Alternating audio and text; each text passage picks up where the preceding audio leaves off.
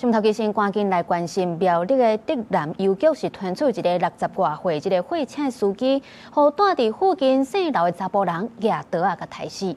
那就是因為長期攏不滿這郵局的車輛透早咧送貨噪音傷大聲，檢舉真濟間攏無效，就安尼失控來犯案。苗栗縣長陳東錦是發文來表示遺憾，也呼籲相關單位來介入來關心傷亡的家屬。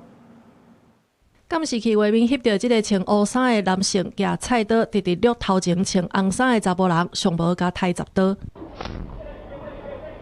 救護車趕到現場，這個穿紅衫的查甫人已經倒佇塗骹爬袂起來。伊是苗栗竹南郵局60多歲外包司機，和對面目鏡行頭家的後生30多歲姓劉的嫌犯舉菜刀加620公尺，撲10刀當場死亡。犯案的動機竟然是因為長期的噪音糾紛。噪音了，每天這樣。凌晨3點，然後像地震一樣，bang bang。以前我們跟他反映到台北城區，他也是說要改善，結果他們還是不要改。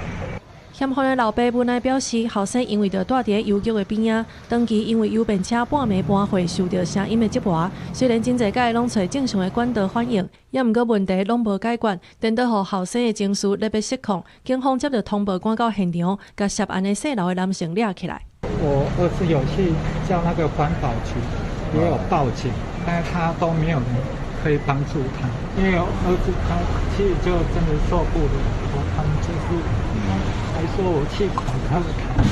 現場查扣作案用菜刀1支，全案依殺人罪嫌偵辦，並持續釐清犯案動機及案發經過。